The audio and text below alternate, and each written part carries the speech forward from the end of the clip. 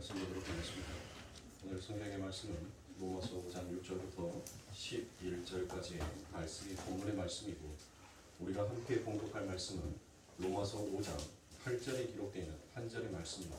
한 목소리로 함께 봉독하도록 하겠습니다. 로마서 5장 8절 다 찾으신 줄 알고 한 목소리로 함께 봉독하도록 하겠습니다. 우리가 아직 죄인이었을 때 그리스도께서 우리를 위하여 죽으심으로 하나님께서 우리에 대하여 자기의 사랑을 확증하셨느니라. 아멘. 하나님 사랑의 확증이다라는 말씀을 가지고 이 시간 여러분들과 함께 은혜를 나누도록 하겠습니다. 여러분들이 항상 제가 이 말씀을 선포할 때 이 말씀에 선포하는 이 제목이 항상 본문의 주제다라는 것을 여러분들이 잊으시면 안 됩니다. 그래서 우리는 지난 2주 전에 하나님의 사랑이 우리들의 삶 가운데 어떻게 드러나고 어떻게 나타나는지에 대해서 함께 보았습니다. 그 중에서 하나님께서는 하나님의 친필로 이 땅에 3번의 말씀을 기록하십니다. 하나님께서 땅에 있다가 그의 말씀을 친필로 기록하셨다는 것은 우리가 3가지 여러분들이 다 알고 계시죠. 그 첫 번째가 언제입니까? 바로 십계명입니다. 그리고 두 번째가 언제입니까? 벨사살 왕의 폐위 사건, 다니엘서 5장에 기록되어 있는 그 말씀을 하나님께서 친필로 직접 기록을 하시죠. 그 말씀이 뭐예요? 여러분들이 너무나 잘 알고 있지 않습니까? 메네메네 그래요. 메네메네 누바르시. 그 다음에 마지막으로 바로 요한복음 8장에 기록되어 있는 이 가늠한 여인의 사건을 가지고 우리가 지금 계속 여러분들과 함께 은혜를 나누고 있습니다. 자, 이 가늠한 여인의 사건을 가지고 지금 하나님께서 우리들에게 말씀하고 싶어하는 그 이유가 무엇이에요? 어떤 것을 우리들에게 말씀하고 싶은 겁니까? 바로 하나님의 사랑이 무엇인지를 하나님께서는 당신의 백성들에게 드러내고 나타내고 싶은 겁니다. 그러니까 하나님께서 하나님의 백성들에게 원하시는 것은 무엇이었습니까? 순종이 결코 아니에요. 하나님의 백성들에게 하나님께서 원하시는 건 순종이 아닌 거예요. 여러분들 지금까지 하나님께서 하나님의 백성들에게 원하는 것은 순종이다라고 여러분들이 그렇게 생각을 했어요. 과연 여러분들이 순종됩니까? 우리가 과연 하나님의 말씀 앞에 순종할 수 있는 자입니까? 하나님께서 우리들에게 원하는 것, 하나님께서 우리들에게 원하는 것은 오직 하나님의 영광의 이름이 드러나는 것. 그것을 하나님께서 우리들에게 원하십니다. 하나님은 당신의 이름을 위하여서 일하시는 분이지 인간의 순종의 그 강도에 따라서 여러분들 하나님께서 일하시는 것이 아닙니다. 우리가 하나님 앞에 순종하든 순종하지 아니하든 하나님은 당신의 계획과 당신의 뜻대로 이 역사와 인류를 이끌고 가시는 거예요. 그것을 지금 이 사도는 이야기하고 있습니다. 무엇을 얘기하고 있어요? 우리가 아직 죄인이 되었을 때, 그러니까 우리가 아직 하나님 앞에 순종하지 아니하였을 때에 하나님께서는 우리를 위하여 무엇을 했다는 거예요? 당신의 이름의 영광이 드러나는 그 일을 계획하시고 그 일을 성취하셨다라는 것입니다. 그것으로 인하여서 죄인들에게 무엇을 확증하셨다는 거예요? 하나님의 사랑이 무엇인지를 확증으로 나타내셨다는 것입니다. 이처럼 하나님의 은혜를 떠난 모든 이 땅에 이 인류의 역사를 살아가는 모든 인간들이 하는 행위가 바로 무엇이겠습니까? 그들은 전부 다 우리는 어디에 매여 있다고요? 다 땅에 매여 있는 자. 땅에 매여 있는 자에게 우리는 땅에 속한 일을 합니다.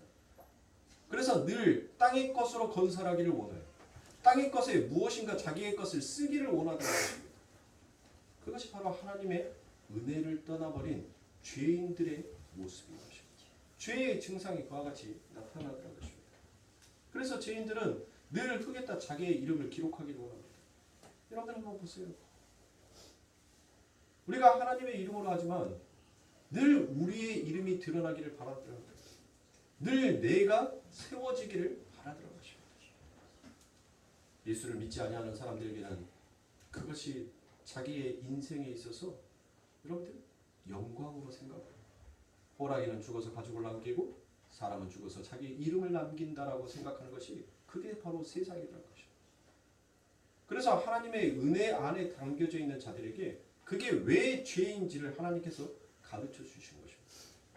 그것이 바로 요한복음 8장 1절부터 11절의 가늠한 여인의 이야기 속에서 등장하는 내용입니다. 우리는 그것이 왜 죄인지를 모르고 살아왔습니다. 아니 내 이름을 이 땅에다가 기록하여서 그것으로 하나님 앞에 영광을 돌리는 것이 그게 진짜 영광이 되지 않겠느냐라는 그와 같은 생각을 합니다. 그런데 그런 생각 자체가 이미 선악과를 따먹어 버린 아담의 후손들의 선악의 기준이더라는 것이에요. 그게 결코 하나님의 기준이 아니라 바로 인간이 만들어 놓은 기준점이더라는 것이에요.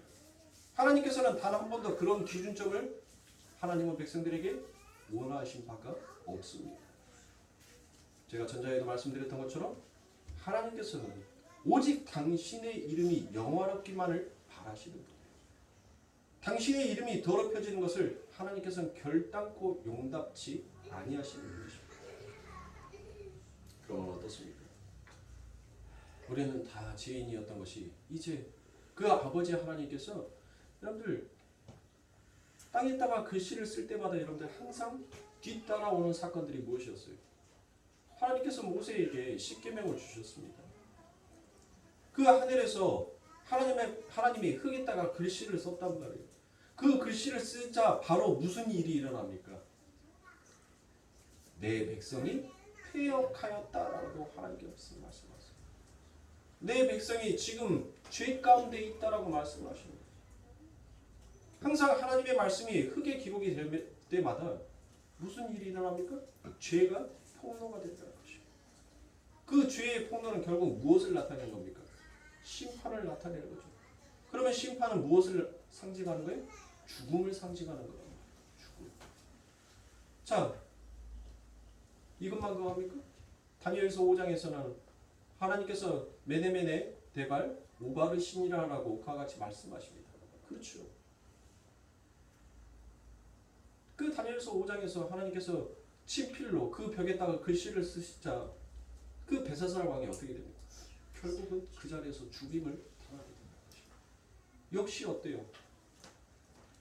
그 하나님의 말씀이 흙에 기록이 되자 죄가 무엇인지를 드러나게 되고 그 죄의 결과로 무엇이 찾아오더라고요?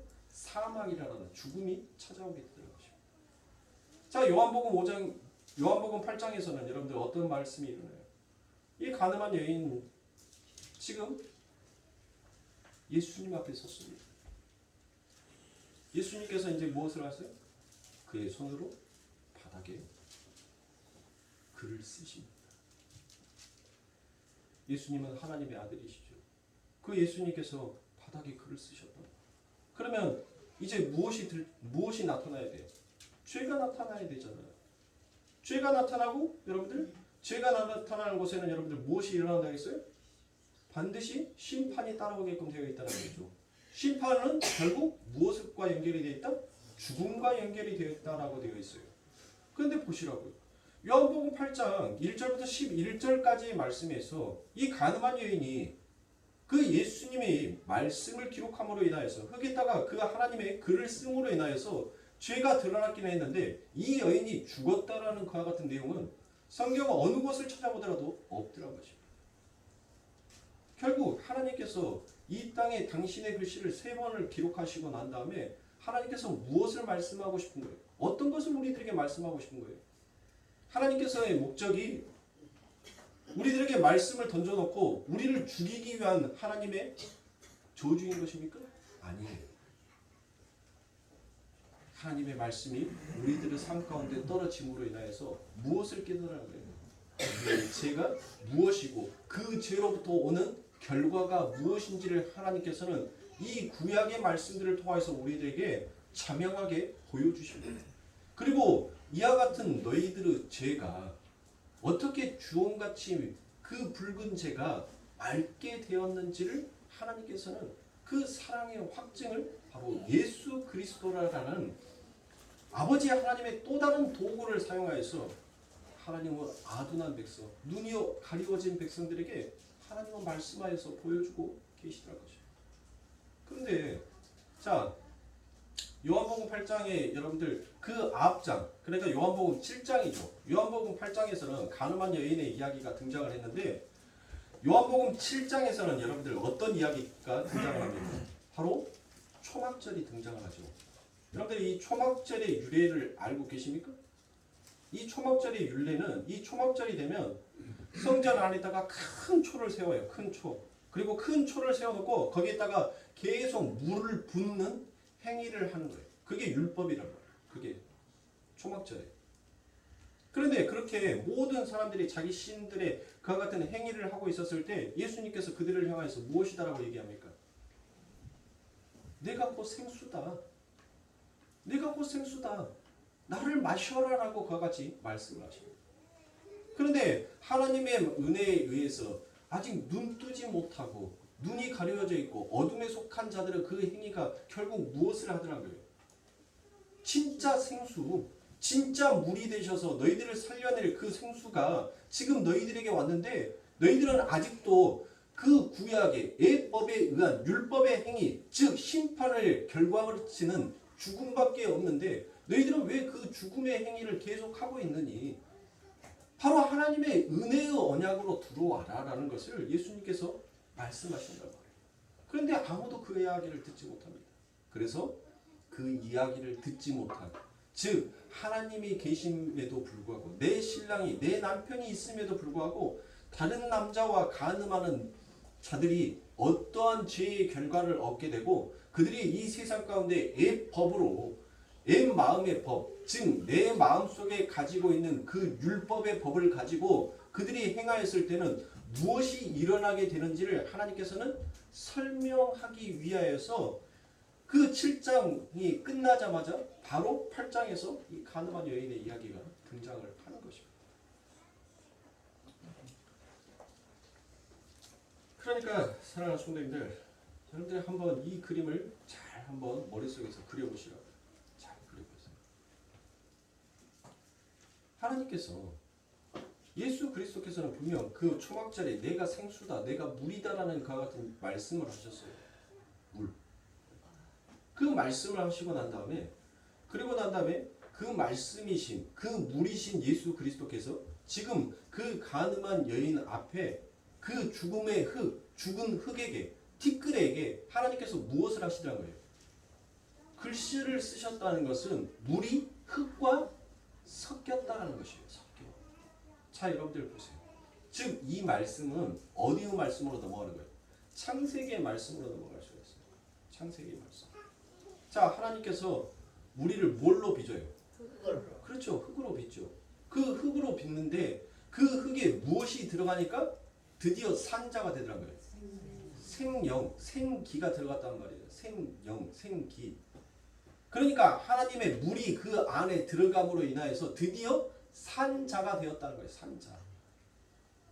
그러니까 죽음의 죄인들에게는 그 흙에 속한 자에게는 아무리 그 어떤 것을 어떤 행위를 한다 하더라도 그거는 죽음의 흙에 불과하다는 거예요.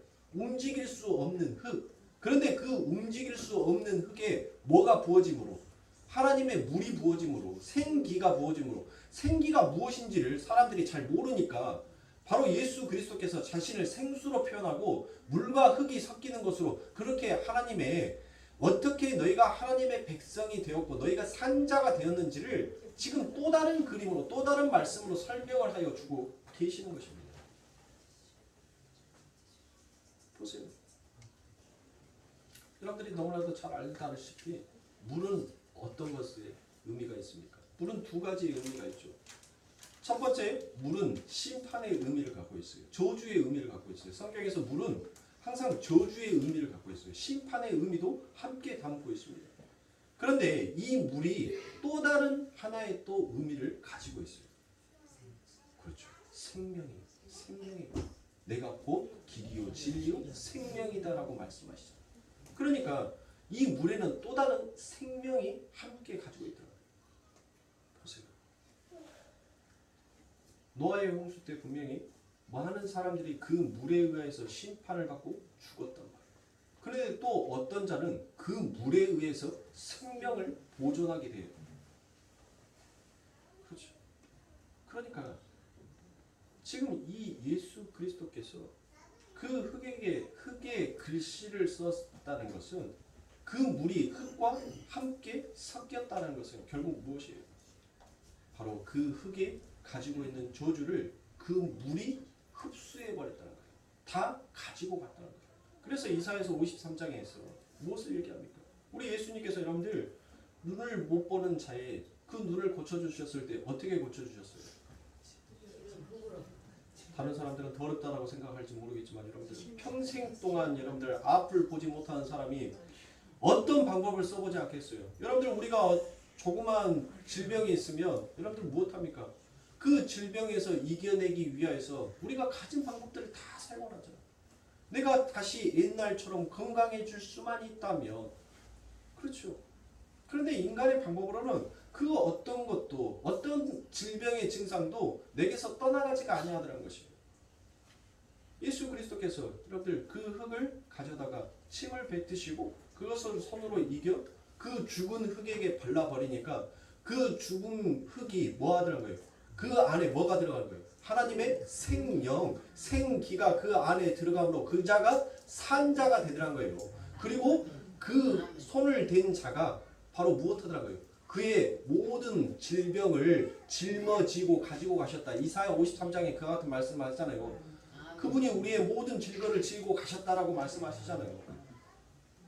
바로 당신이 죽은 흙이 된 거예요. 그 죽은 흙이 되어서 진짜 죽어야 할 그 흙이 여러분들 못하더라고요. 살아나게 되더라고요. 즉 우리 예수님께서는 여러분들 신약에 와서 또 다른 새로운 말씀을 여러분들 하지 않아요. 우리 예수님께서 요한복음 8장의 이 가늠한 여인의 사건의 이야기를 무엇을 가져다가 말씀을 드렸냐면 바로 민수기 5장에 가면 어떤 이야기가 나오냐면 남편에게 의해서 가늠한 여자를 어떻게 처리를 해야 할 것인지 그 간통한 여자에 대한 처리의 절차법이 그곳에 나와요. 자, 이 가늠한 여자가 간음을 했는지 안 했는지 남편이 의심을 한단 말이에요. 그러면 남편은 무엇을 합니까? 이 여자를 제사장에게 데리고 가요. 제사장에게 데리고 가서 그 제사장이 무엇을 합니까? 그가 나는 죄가 없다라는 그와 같은 만약에 자기가 간음한 죄가 나는 간통 안 했는데 나는 다른 남자랑 잠을 자지 않았어요 라고 자기가 그 글을 이렇게 쓰잖아요.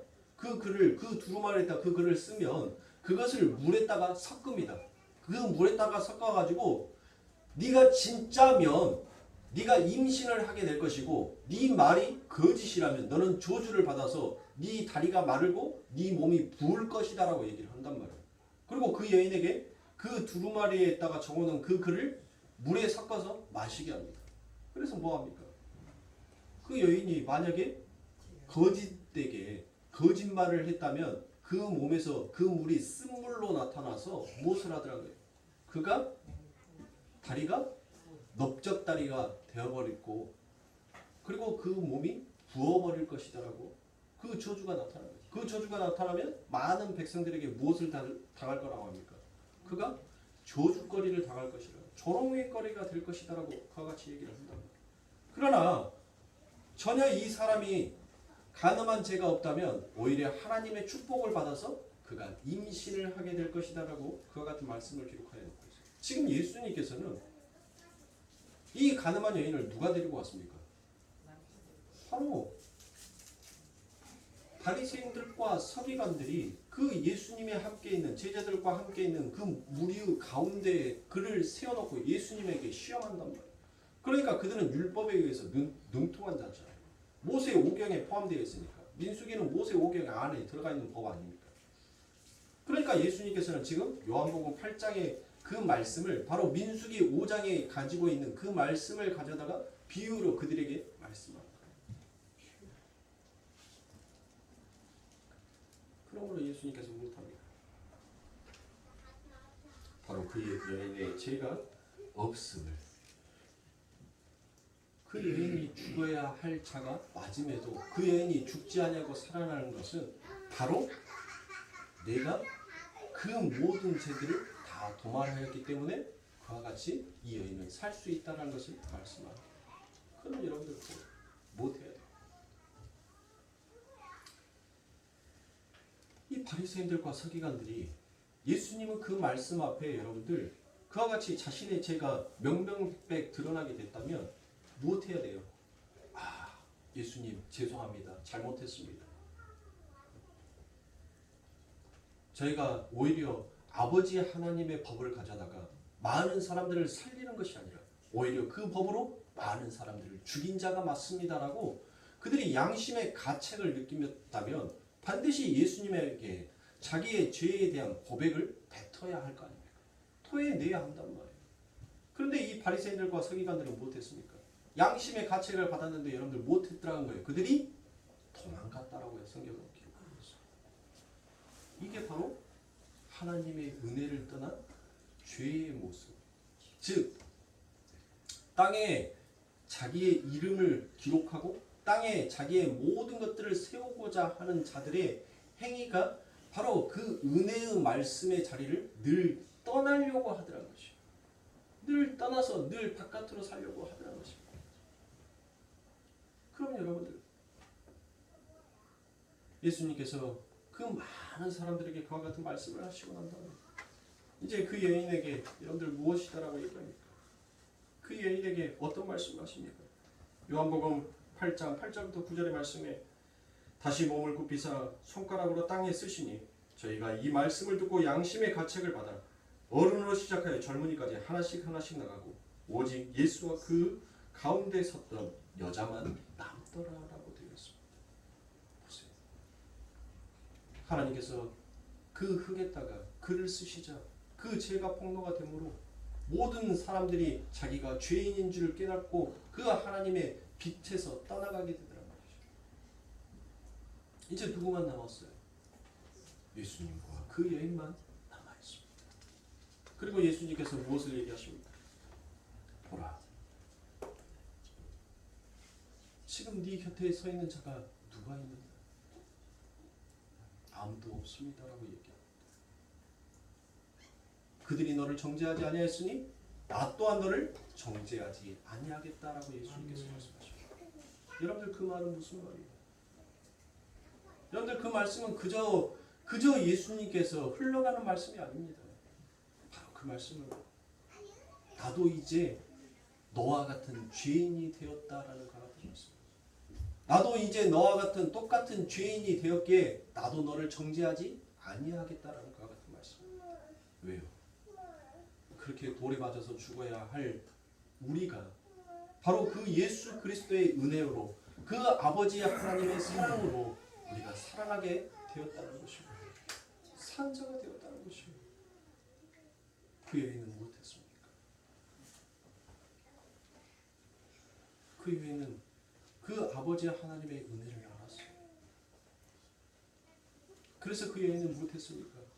한 발짝도 그 예수님 곁에서 떠날 수가 없었던 것이에요. 왜 그랬을까요? 그 예수님 곁에 떠나는 그 즉시 무엇합니까? 세상의 사람들이 그를 참소하기 때문입니다. 너는 가늠한 여인이 아니냐? 너는 부정한 여인이 아니냐? 저 부정한 여인은 언제든지 하나님께서 저를 돌로 쳐 죽이라라고 말씀하지 아니하였더냐? 그러므로 많은 군중들아 저 여인을 죽이자라고 많은 사람들이 또다시 선동한다면 그는 무엇할 수밖에 없어요? 죽을 수밖에 없는 거예요. 그래서 그 여인은 무엇했어요? 그 예수님의 그 곁을 떠나면 나는 죽는구나라는 것을 알았기 때문에 그 여인은 이제 가라라는 그 예수님의 말씀 앞에 그는 가지 못하고 예수님 곁에 서 있었던 것이죠. 보세요. 사랑하는 사람. 우리가 하나님의 사랑을 안다라고 하면서 그 예수 그리스도께서 이제 나도 너를 정죄하지 아니하겠다라는 그 아버지 하나님의 은혜의 말씀 앞에서 과연 우리는 무엇을 하고 있냐는 거예요. 내가 무엇 때문에 살아나는 자가 되었고 내가 무엇 때문에 죄 용서함 받은 자가 되었고 더 이상 그들이 무엇 때문에 나를 참소하지 못하게 되었는지를 우리는 알고 있으면서도 불구하고 예수님 곁에 서 있는 것이 아니라 그 예수님 곁을 떠나서 다시 내 이름을 흙에 기록하고 싶어하는 자로 우리는 늘 발버둥치고 늘 그곳에 기웃거리며 그곳을 향해서 달려가고 싶어하는 우리의 탐심과 제약이 우리 안에 늘 가득하더란 거예요. 그럼에도 불구하고 아버지 하나님께서는 우리들을 향한 하나님의 그 사랑의 확증을 더욱더 각인시켜 버리시는 것입니다. 사랑하는 성도, 옛날에 노예가 머슴이 잘못을 하고 죄를 지으면 여러분들 이 사람에게 평생 동안 씻을 수 없는 오명을 남기죠. 그게 무엇입니까? 바로 이마에 너는 대역죄다라는 그 죄자를 바로 이마에 찍어버립니다. 그래서 그는 어디를 가든지 간에 당당해질 수가 없어요. 그는 항상 두렵습니다. 많은 사람들이 그 사람을 볼 때 여러분들 늘 그 마음속에서 무엇이 일어나는 거예요? 저를 죽여야 되겠다라는 그 마음이 일어나는 거예요. 얼마나 죄를 지었었으면 그 이마에 그 죄라는 대역죄라는 그 죄자를 이마에 찍을 정도로 얼마나 나쁜 놈이었냐라는 것을 드러내고 나타내죠.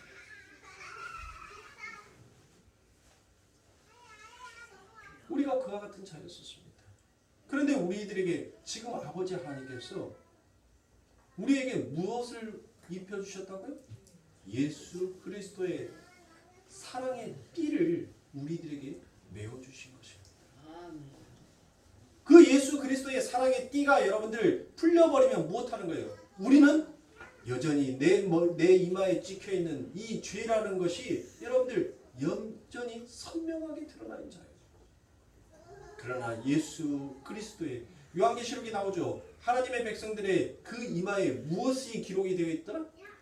예수의 이름이 기록이 되어 있더라라고 되어 있잖아요. 그러니까 우리는 원래 죄인이었고 대역 죄인이었는데 우리 이마에는 죄자가 새겨져 있었는데 그 낙인이 찍혀 있는데 예수 그리스도의 은혜로 인하여서 예수 그리스도의 그 사랑의 띠로 인하여서 그 죄자가 감추어졌다는 거예요. 그리고 우리 이마에 뭐 자가 붙여져 있어요? 예수라는 그 이름이 붙어 있게 되는 거죠. 그러나 그 띠가 풀리는 순간 우리는 무엇합니까? 죄라는 거예요. 죄. 죽어야 할 죄. 이 땅에서 우리가 우리의 이름을 흙에 기록하고 싶고 우리가 이 땅에서 무엇인가를 남기고 싶어 한다는 그 자체가 바로 아버지 하나님께서 우리에게 메어주신 그 띠를 사랑의 띠를 풀어버리고자 싶어하는 죄악된 마음입니다.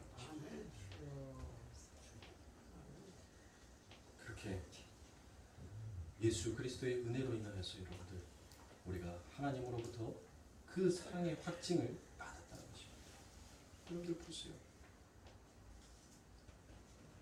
이 첫 번째 돌파는 첫 번째 그 아버지 하나님의 돌판이 그 예수 그들의 죄로 인하여서 여러분들 전부 다 깨져 버립니다. 그리고 두 번째 돌판이 여러분들 하나님의 손에 의해서 다시 쓰여지게 됩니다. 그렇죠.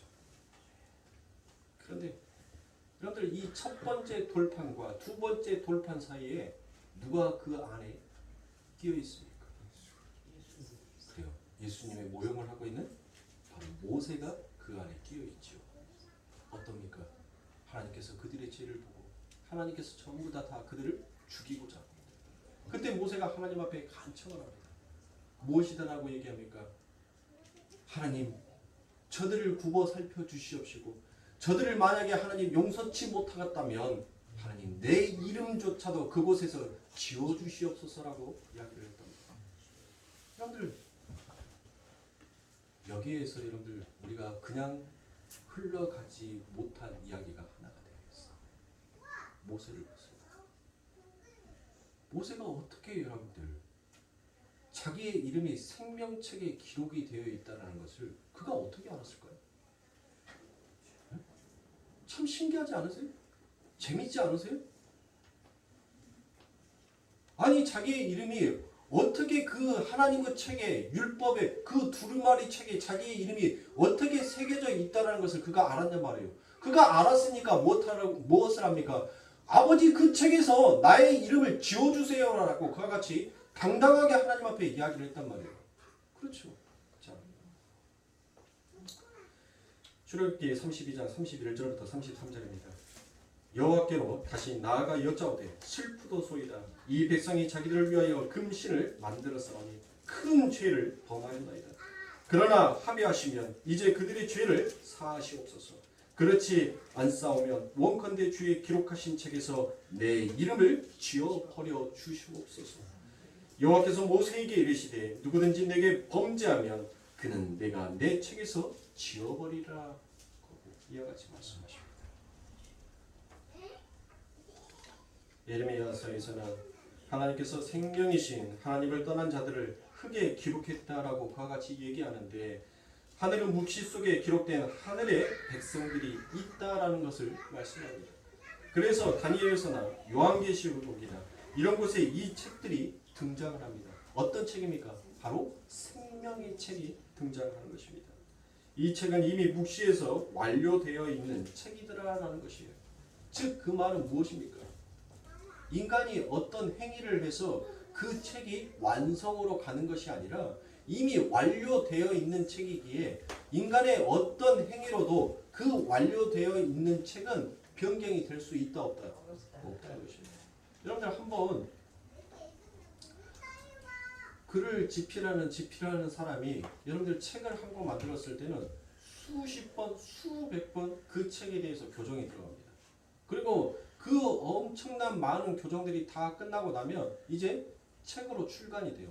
출간된 책에서 여러분들 토시 하나 잘못됐다고 그 책을 전부 다 회수해서 폐기 처분하고 다시 찍지는 않더라는 것입니다. 이미 완료되어 있는 책은 그것으로 끝나는 거예요. 그 책이 절판될 때까지 그 책은 그대로 팔려가는 것입니다. 다시 수정본이 나오지는 않아요. 마찬가지. 인간의 지혜와 지식으로 글을 쓰는 그와 같은 책조차도 여러분들 한번 찍어내면 그 책을 다시 찍지 아니하는데 하물며 하나님의 총명하신 그 지혜와 지혜의 근본이신 그 지식으로 하나님께서 하나님의 그 책을 쓰셨는데 그것이 과연 수정이 되겠습니까? 하나님의 책이 수정이 된다는 것은 하나님도 아직 불완전한 신이다라고 여기는 것과 똑같은 것입니다. 우리 하나님은 완전하신 신입니다. 그래서 그분은 실수가 없으세요. 실수는 우리들에게만 있는 것이지 우리 하나님은 실수가 없으신 하나님이십니다.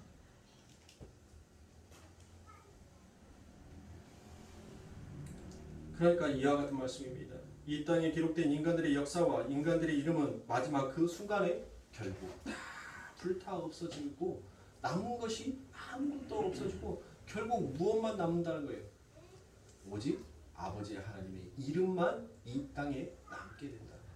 하나님께서 그 흙에 기록하여 모은 그 하나님의 언약의 말씀만 여러분들이 이 땅에 남는다는 그것을 말씀하고 계시는 것입니다.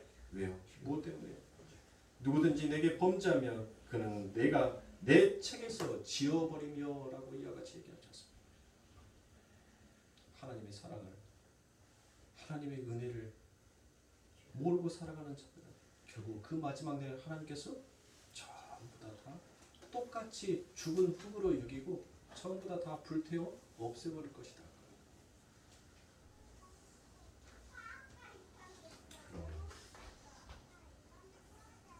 이 두 번째 책 역시도 여러분들, 두 번째 돌판 역시도 마찬가지입니다. 두 번째 돌판이 우리 땅에 내려왔었을 때 여러분들 우리는 무엇을 생각해야 합니까? 그 첫 번째 돌판으로 인하여서 내가 하나님 앞에 무슨 죄를 지었고 그 하나님의 심판의 불이 어떻게 임하였는지를 우리는 그것을 생각하라고 바로 그 두 번째 돌판이 임한 거예요. 즉 우리가 예수 그리스도를 바라보는 이유가 무엇입니까? 여러분들 첫 번째 돌판은 여러분들 첫 번째 돌판을 전부 다 예수 그리스도를 상징하는 것이지만 그 첫 번째 돌판이 인간의 행위로 두 번째 돌판이라고 하고 여러분들 거기에는 새 언약이 기록되어 있는 것이 아니에요. 첫 번째 기록되어 있던 똑같은 말씀이 두 번째도 똑같이 기록이 되어 있단 말이에요. 근데 그 첫 번째 돌판으로 인하여서 죄가 폭로가 되고 죄가 폭로가 됨으로 심판이 일어나고 그 심판으로 많은 자들이 죽었단 말이에요. 그리고 난 다음에 두 번째 돌판이 우리들에게 주어졌다는 것은 바로 무엇을 기억하는 거예요? 그 두 번째 돌판은 누가 받았어요? 어떤 자들이 받았어요? 그 심판을 피하는 자, 즉 가늠한 여인이 예수의 곁에서 한 발짝도 떠나지 못하고 그 예수의 품 안에 안겨져 있었던 자들에게만 주어졌던 것이 여러분들 뭐예요? 그게 두 번째 돌판이란 말이에요. 산 자에게만 주어지는 것이 두 번째 돌판이에요. 첫 번째 돌판은 여러분들 많은 사람들이 그 돌판 하나님의 말씀 심판으로 인하여서 죽었으니까 그러면 두 번째 돌판을 받은 자들은 여러분들 무엇을 기억하면 되는 거예요? 아, 내가 이 흙에다가 하나님의 이름을 해보겠다라고 무엇을 내가 기록하고 있다는 이 자체가 그게 바로 죄였구나. 그게 하나님의 영광을 드러내는 것이 아니라 하나님의 이름을 더럽히는 행위였었구나라는 것을 그것을 기억하고 무엇하면 돼요? 하나님에게 돌아가면 돼요. 그 하나님 앞에 가면 되는 거예요. 그 아버지 하나님 앞에 가면 되는 거예요. 그 하나님 말씀 앞에 서 있으면 되는 거예요. 그러면 그 은혜가 무엇하더란 거예요? 그를 살려내더란 것이에요. 그게 바로 생명의 책이다라고 말하는 거예요. 그게 바로 생명이다라고 얘기하는 거고 그 생명이 바로 예수 그리스도다라고 요한계시록에서는 그 생명의 책이 무엇인지를 이제 확실하게 드러내더라고요. 그러면 예수 그리스도는 무엇이냐? 그게 바로 오늘 말씀의 제목이 하나님의 사랑의 확증이라고요. 그러니까 하나님께서는 하나님의 백성들을 향한 예수 그리스도를 무엇으로 지금 사용한 거예요? 도장으로 사용한 거예요. 도장으로. 여러분들 아무리 이제 곧 있으면 내일 모레 저도 우리 교회 이제 재연장하기로 그렇게 했으니까 부동산에 가서 이제 교회 법인 도장을 가져다가 직인을 찍을 겁니다. 열심히 글씨를 다 썼어요. 사인을 여러분들 이름 다 적었어요. 그리고 난 다음에 거기에 마지막 중요한 뭐를 찍지 않냐면 도장을 찍지 않냐면 그 종이는 효력이 있습니까 없습니까? 효력이 없어요. 효력이 없단 말이에요. 거기에는 제 사인이 들어가면 돼요 안 돼요? 안 돼요. 거기에는 반드시 교회의 명의로 되어 있고 교회의 법인 도장으로 이미 총회에 올라가 있는 그 도장만을 사용해야지 그게 법적으로 효력을 나타낼 수 있단 말이에요. 저희 교회 도장은 이미 노예에도 여러분들 그 도장에 대한 제가 도장을 찍는 거에 대한 그 고난을 바로 승인을 받았어요. 그래서 그 도장 외에 다른 도장을 찍으면 노예에서 인정을 안 해줘요. 제가 노예에 보고한 도장, 노예에 올린 그 도장, 노예에서 정확하게 인정을 해준 도장만이 법적 효력을 나타낸단 말이에요. 자, 이제 내일 모레 가서 이제 부동산에 가서 계약서를 작성을 하고 도장을 찍는단 말이에요. 도장을 찍어야지 여러분들 그거에서의 효력을 나타내죠. 바로 예수 그리스도를 아버지 하나님께서 하늘의 도장으로 지금 사용하고 계신 거예요.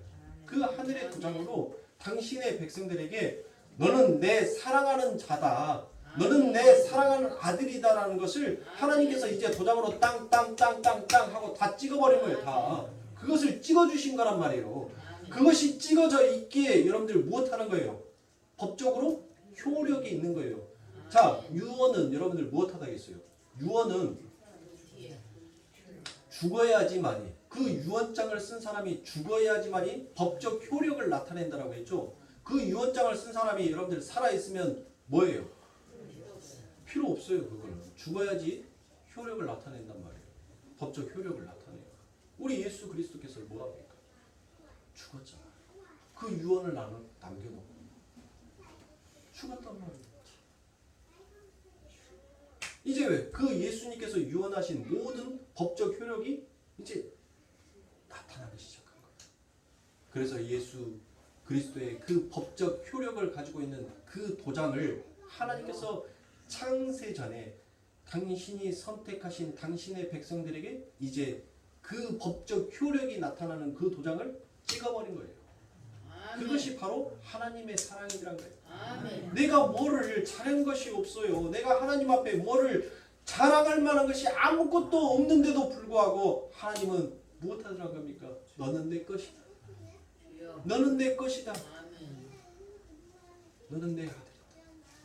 내가 오늘 너를 낳았도다라는 그 아버지 하나님의 사랑의 확증으로 내가 네 애비다라는 것을 도장을 딱 찍어서 우리들에게 증서로 내보이시는 것입니다. 증서로 내보이신 것이 뭐예요? 오늘 저와 여러분들이 누구와 함께 살고 있습니까? 성령 하나님 예수 그리스도와 함께 살고 있지 않습니까? 그 성령 하나님이 그 예수 그리스도의 보증물이 되셔서 우리들에게 늘 증거하고 있다는 것이에요. 그러니까 사탄이 무엇하는 겁니까? 우리를 참수할 수 있어요? 참수할 수가 없는 거예요. 왜요? 내 안에 계신 그 성령이 우리들의 보증물, 자 예수 그리스도가 만주의 주 만왕의 왕이신 그 아버지 하나님께서 이는 내가 택한 내 아들이다라는 이와 같은 증서의 도장을 찍었으므로 너는 더 이상 이를 참수하지 마라. 그래서 우리 안에 믿음이 생기는 자는 그 사망을 향하여서 무엇할 수 있어요? 조롱할 수 있는 거예요. 여러분들이 사망에 의해서 조롱을 당하면 아니 돼요. 여러분들은 사망을 향하여서 조롱하는 자가 되어야 하는 것입니다. 사망아 네 쏘는 활이 어디 있느냐라고 우리는 그 사망을 향하여서 비웃을 수 있는 자가 되어야 하는 것입니다. 사망의 증상에 의해서 여러분들 당하고 있다면 여러분들은 어쩌면 빛의 자녀가 아직 되지 못한 자예요. 아직 어둠에 속하여 있는 자일지도 모르는 것입니다. 그러므로 사랑하는 소리.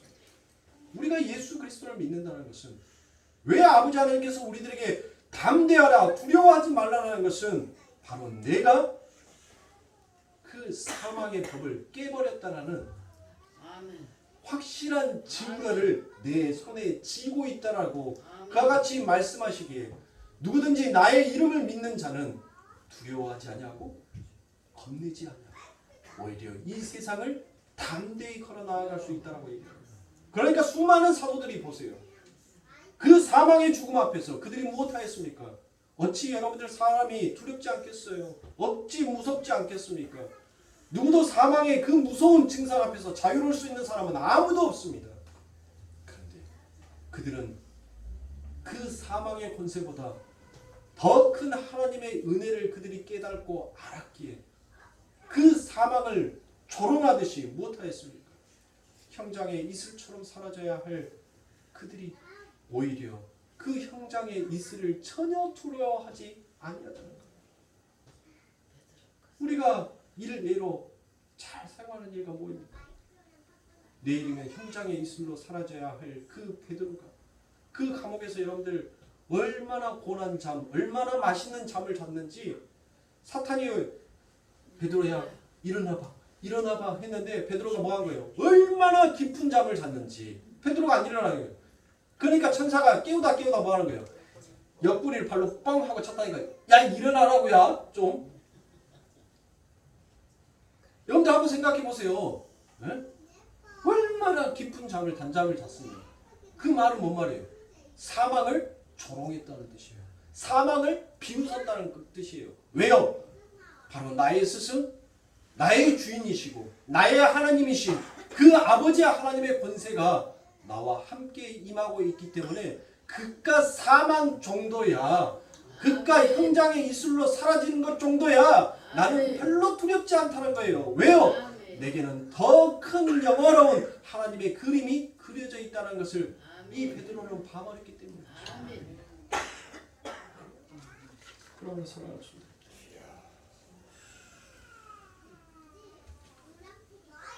하나님께서 이 역사 속에서 우리들을 향하여서 확증해내고 싶어하는 것은 하나님의 긍휼이 무엇인지를 하나님께서는 드러내고 나타내고 싶어하는 것입니다. 하나님의 사랑이 무엇인지를 당신들의 백성들의 삶 가운데 나타내고 드러내고 싶어하는 것이 바로 하나님이시라는 것입니다. 그래서 로마서 11장 33절에 하나님이 모든 사람을 순종치 아니하는 가운데 가두어 두시면 모든 사람에게 긍휼을 베풀려 하심이로다라고 그와 같이 말씀하고 계시지 않습니까? 하나님께서 우리들에게 원하는 것은 무엇이에요? 순종이 아니다는 것입니다. 우리는 이미 불순종 가운데 여러분들 하나님으로부터 하나님의 그 은혜를 받았던 자예요. 하나님의 그 긍휼을 받았던 자인 것입니다. 그러므로 이 땅의 성도가 기억하고 가야 할 것은 하나님의 긍휼인 것입니다. 황여자님의 긍휼을 아는 자가 하나님의 이름을 영화롭게 할 수 있다는 것입니다. 여러분들이 순종하려고 할 때마다 하나님의 이름을 영화롭게 하는 것이 아니라 오히려 하나님의 이름을 욕되게 하고 있다는 것을 아셔야 합니다. 그렇다고 해서 여러분들 순종하지 말라는 말이 아니에요. 네? 진짜 순종은 정말 진짜 하나님께서 원하는 순종은 그리고 교회에서 나타나야 할 진짜 순종은 바로 하나님의 긍휼과 은혜를 아는 것이 진짜 순종이라는 것입니다.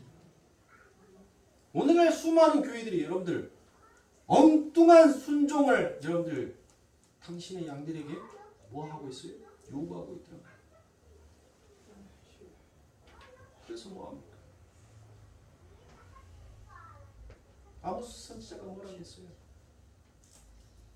양을 돌봐야 할 그 목자가 오히려 양을 잡아먹더라라고 얘기해요. 그것뿐만이 아니라 또 양과 양 사이에서 힘 있는 자가 힘 없는 양들을 여러분들 무엇하더라고요? 그들을 뿔로 들이받고 어깨로 밀치면서 우리 밖으로 쫓아내더라는 것이에요.